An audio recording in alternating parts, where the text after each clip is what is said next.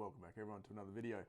This video I'm going to take a look at how to create a calm and focused classroom culture to set yourself up as a teacher for the best success as well as your student to hit all their learning potential. So number one, on how to create a calm and focused learning classroom culture. Set the tone early.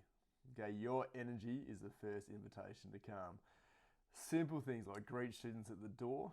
I do this. I know even if I don't want to do it, I'm feeling lethargic or down or not overly excited for whatever reason to be at school that day or in the classroom.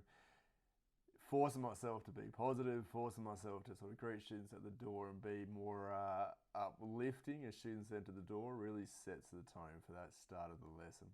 Especially when you've got younger students coming through or more disruptive students or whatever. They're trying to judge as soon as they enter the door what the classroom environment's going to be like. Is Sir going to be moody? Is Miss going to be, usual consistent self, positive, and help us get to where we need to go to? And there's times you're not going to feel like it. Might be more times than not. So just forcing yourself to greet students at the door, and even if it's just a simple hello or be positive or how are you or welcome to the class or whatever it is, don't go crazy with it. But just sets up that initial contact with the classroom. Use a calm voice. Okay, I think people who aren't teachers don't realise that when you're standing in front of 20, 30 people or students who don't necessarily, find your subject or find school the most exciting these days or engaging, especially with all the social media and other stuff out there to take their attention away, it can be daunting, okay, and it can feel go into panic mode as a teacher and start to stress out. But if you're remaining calm and you're staying composed, the students take that off your lead. Even if you're not feeling it, just remind yourself to stay calm. I know when I'm on the whiteboard at times I can feel possibly little things starting to rise or a bit of tension in the classroom. Just say to myself, under my breath or in my head, just stay calm and composed. It's all going to pass over. So my tip, I always start the lesson once students are in. So make students, greet them at the door, make sure students know where to collect pencils and their routine to where they sit, seating plan, all that stuff, which takes time to train. Probably more time than it needs to be honest. But once students are in and settled, I always make sure I use the first couple of minutes to give the direct instruction. A is setting up students with the direction, what they need for the lesson, what we're going to be looking at, when assessments are coming up, what we focused on last lesson. And then B, what it's doing is putting me back in control. So it's showing the students that even from the start, when I'm speaking, students need to be listening. And it's, as a teacher, you work in your behaviour management, your low-key stuff then, and it's a battle, most lessons, but it sets up the first couple of minutes, 2, 3, 4 minutes, whatever it happens to be, fighting that battle there means the rest of the lesson usually runs smoother. Number 2, create routines that remove chaos. Big fan of this, and I've noticed it massively over my years in teaching. The more routine, to a certain extent, but the more routine compared to unknown, students do better with and can tend to thrive with as well. So like stated earlier, knowing how to enter the room, knowing there's a seating plan, knowing that where they sit is consistent, knowing if they need to collect pencils, calculators, classroom resources, where all that stuff is, knowing that if it's a 60-minute lesson, it's going to be, 2 or 3 parts. Have your starter activity, have your direct instruction component, and then your games or whatever at the end. Okay, have your visual schedules on the classroom board, on the whiteboard, sorry. I only started doing this recently because a fellow teacher used to do this and do it in 15-minute increments on the class. So we talk students through it. So 60-minute lesson, this is what we're doing for the first 15 minutes. This is what we're doing for the next set of 15 minutes. So students are constantly referring to where they're at. A, it gives direction to the lesson, but B, if students are sitting there going, oh my God, there is, 50 minutes left, I'm already 10 minutes into the lesson, this is going to be crazy. But they can go, all right, I'm in this segment of the lesson, there's only 5 minutes left, I can hang on in there. You kind of subconsciously building that resilience, or hopefully building that resilience for students as well. Also, what to do when you're done lists. So I'm big on that, and I've used that for years.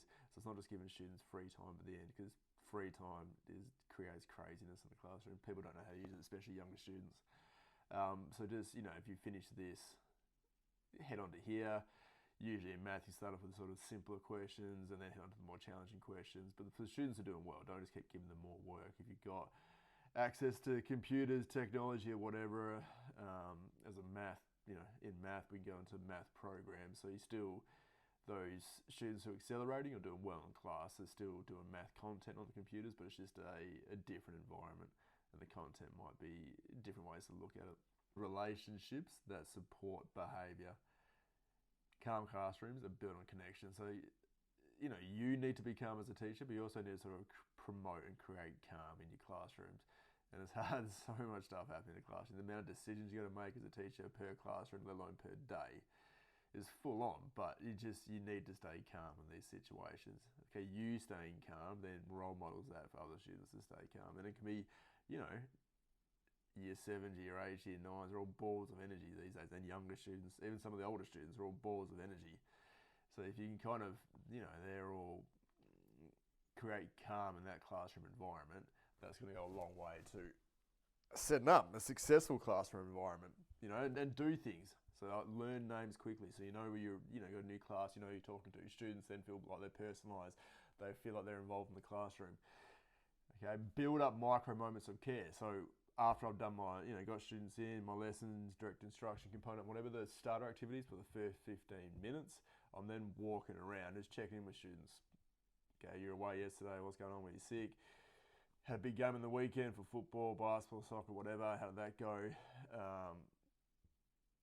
I had a parent night a couple of nights ago, just checking up, or following through and showing that you care beyond curriculum goes fast to building those relationships.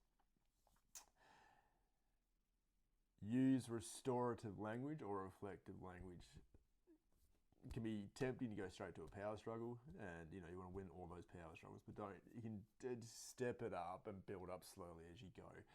But I always, if I do have a situation or a conflict with a student in one lesson, I make sure I tell them, I go, look, hold them back, have your private dialogue or whatever after class, hold them back at recess and lunch, and then go, look, I don't hold grudges, but this is what's done wrong. Okay, this lesson, we're going to improve next lesson. I don't hold grudges, I don't expect you to. And the student's going to check you that next lesson as soon as they see come through the door. They're going to see if you're still, holding on to that or not. And I'm obviously sort of a little bit, slightly more lenient if they are being a little bit more disruptive at the start, to show them that, no, it's not going to be an ongoing battle here.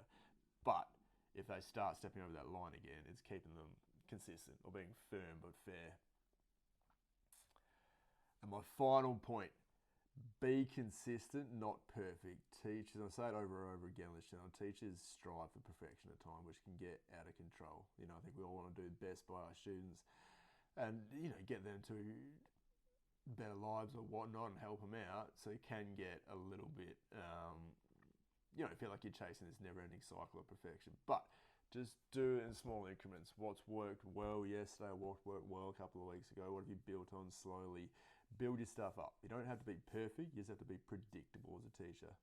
Students feel safest when they know what to expect. So you staying calm, having your routines, not having, mass amounts unknowns, having follow-through consequences, all that stuff is the foundations to that safe and calm and focused learning environment. Once you've got that, that's when the momentum really starts to kick in. And that's when the learning, I feel, starts to really start to skyrocket, because you've got those strong fundamentals in your focused and calm classroom environment. When you slip or you mess up, name it. Don't be afraid to make mistakes. And when you make mistakes, don't hide them. And finally, one calm class doesn't mean you've nailed it. It's going to be an ongoing process. Okay, don't just sort of think you've nailed it and rest on your laurels, and then 2 lessons down the path or down the track or into the week or whatever, it then it feels like it's reset and gone back to, at times it's going to feel like 1 step forward, 2 steps back. But just remember to keep tweaking, keep changing, keep motivating, keep moving forward. So, a focused classroom isn't about being strict, it's about being intentional. And once you've built that, everything, learning, relationships, behaviour, get better. So, if you think this was helpful, please hit subscribe, drop your comments down below. Like always, thanks for listening.